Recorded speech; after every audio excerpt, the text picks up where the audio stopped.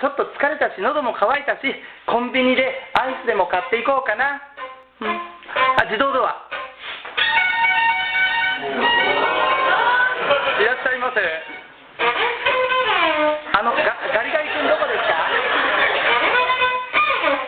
あっちです。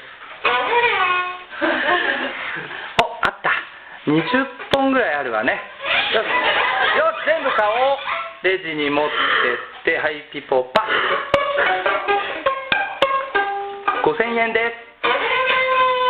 はい、ありがとうございました。店の外に出て、自動ドアと。さ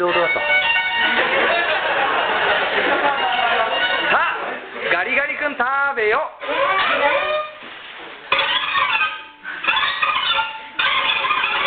アイス食べると眉間が、こめかみ痛い。溶けちゃう。どんどん食べなきゃ。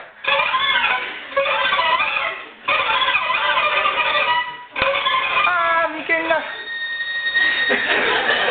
溶けちゃう。最後の1本。